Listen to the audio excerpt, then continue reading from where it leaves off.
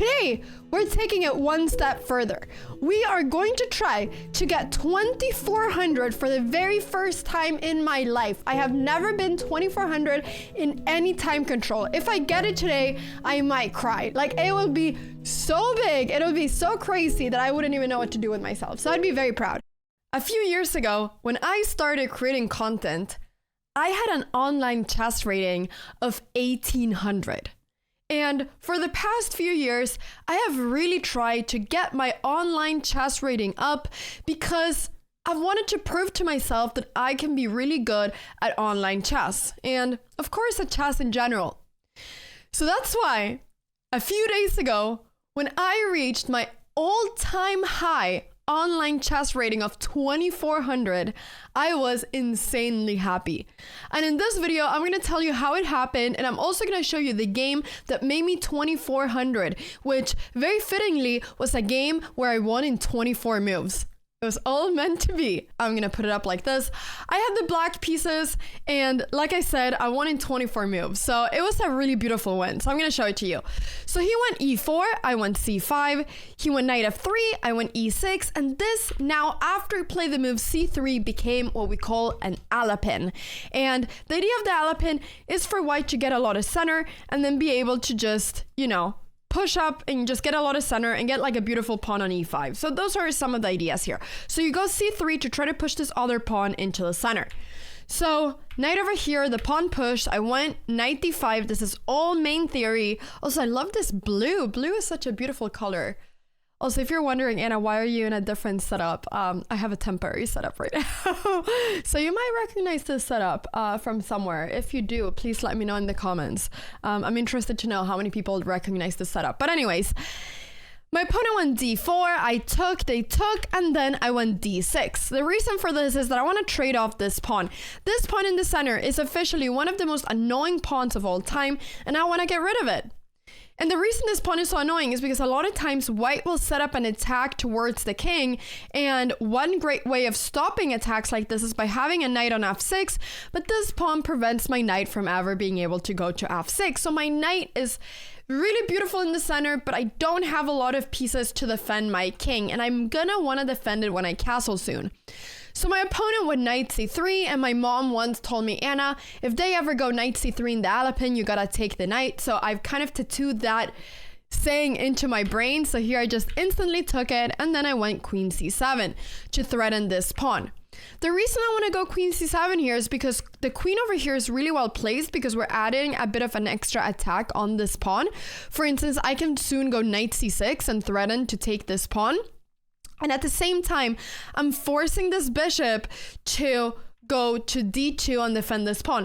If I do this one move after, if for instance I play something else, the bishop moves to a good place and I go queen over here, then white might have time to go rook c1. So I want to do this in a position where I kind of force the bishop to get placed into a bad position. So now I went knight c6, I'm threatening the pawn. My opponent took my pawn, and now the most annoying pawn of all time is gone, and I've been able to get my bishop out, my queen is over here as well, and it's amazing. So I now kind of was able to breathe out and go, oh, okay, we're fine. So my opponent got the bishop out, and here I did a pretty bad move. I went e5. I would probably castle here most of the time, but I just really wanted to go e5 at some point, and I decided to do it now because I wanted to trade off this pawn, and I wanted to open up for this bishop to be able to get out. My bishop here on c8 is very sad, and it just doesn't have a lot of places to go to, and I want to make this bishop good because it's stuck right now. It's just not doing anything that a bishop would want to do. So I want this bishop to thrive and be beautiful and do the things it wants to do. So that's why I went e5. So now my opponent's got a castle, right? You got a castle, get your king into safety, and I castled as well. And my opponent now made a move that made me extremely happy. Here, I would be much more worried if my opponent went something like rook e1, because now the position is very flexible. My opponent can decide what they want to do. But my opponent went d5, and this instantly makes my position a lot better because I now have a super strong pawn in the center, and I'm gonna be able to push another pawn and make this pawn very strong. So by relieving all this tension, I now have officially gotten a beautiful pawn, and my knight is actually gonna be really well placed. So I could also have gone knight d8 if I would have wanted to, or knight a5, but I thought going knight here is good, threatening this pawn. So my opponent won c4, but I can now go f5, and here I was smiling. I had such a big smile, you know. I'm happy my opponent couldn't see how much I was smiling, because I was smiling a lot. I was very happy. So my opponent, you know, went knight g5, but I was kind of wondering, what does the knight do over here? Are you going to go knight over there? Well, sure, then I'll trade and I'll go queen c8 and I'll pick up this pawn. There's not really much you can do there. So I decided to go e4 because I wanted to threaten the bishop and I wanted to create a path for my knight to go to. And then I just simply took here on h2, which was also the other idea of going e4, that I'm threatening right now the bishop, but I'm opening up for this bishop to be able to take this pawn. So now I'm just simply a pawn up, and I decided to go bishop f4. I could here have gone all the way back to d6, but the reason I went here, and this would have been a better move, but the reason I went here was because I wanted to trade off these bishops and get my queen over here, because then it felt like my queen would be very close to the king. I'd be able to get maybe a queen to h6 or h4 and then go f4 and just destroy this king. That was my idea. But my opponent did not take on f4. Instead, they retreated with the knight, threatening the bishop, and I now realized that I wanted to keep my bishop. So I went bishop e5, now threatening this rook.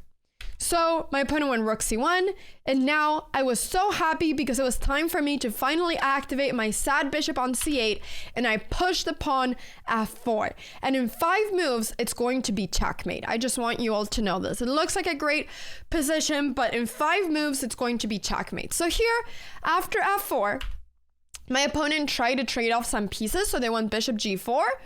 And I was obviously not interested in trading off pieces, but I was interested in destroying the pawn structure in front of my opponent's king.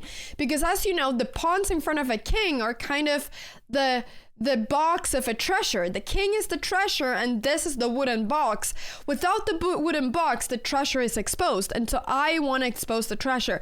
So this is kind of like bringing a big tool and trying to destroy the box. And that's what I was doing. So I went f3, kind of just saying, hey, either you're going to have to push to g3, but that's going to open up for possibilities for me to sacrifice maybe, or even just for this pawn to forever threaten a checkmate. But also g3, of course, now is not possible because the bishop is hanging. By going f3, I'm immediately threatening the bishop.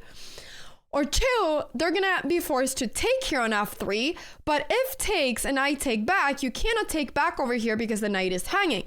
So now the bishop is hanging, and after something like trades, it's going to be checkmate. I mean, there's not really any way of stopping this. This pawn is just too strong and the king is too weak. So here, after bishop takes c8, which was the move that my opponent did, I took back with the queen, and now my opponent is in deep trouble because I'm threatening to go pawn takes pawn, and after king takes to go queen check and then win the knight and checkmate.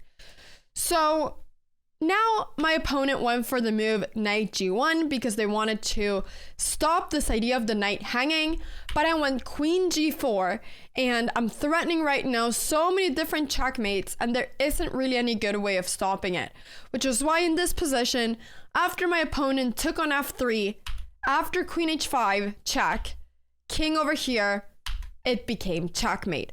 And in 24 moves, I checkmated my opponent, which led to me getting 2400 for the first time in my life. I have never been 2400 in any time control, and it's the first time I see my name having a 2400 next to it. Like, I want to like zoom in on my name with the 2400 because it looks beautiful. It looks beautiful. It looks beautiful. And so a lot of people go, oh, Anna, but this is not your FIDE rating. Well, it's not, but it's my online rating and I love it and I'm so proud. And I'm going to try to get 2,500 this year. That's my next goal. 2,500 in 2025. I think it's possible. And honestly, if I get like 2,700, sure, my FIDE rating might not be here, but that's going to be a high rating. I'm going to be very proud of that. So I'm just happy I get to improve my online chess. And I'm just happy that I'm playing a lot better than I've ever played, and also that I'm playing much faster than I've ever played online. So the future is bright, everybody, and this was just such an amazing day, and I'm gonna insert right here a little clip of my reaction.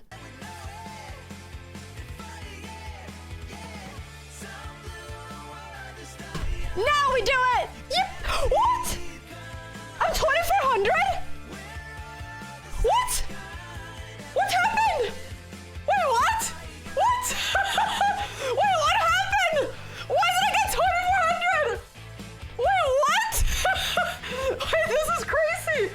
Thank you so much for watching this video, and I'm sorry that I haven't uploaded so many long videos. I've been doing a lot of different things, but many more long videos are going to be coming very soon. So keep an eye out for them, and yeah, let me also know what your rating is. Let's see what everyone's rating is. Let me know in the comments down below. Thank you so much for watching. Bye! Oh, and please subscribe.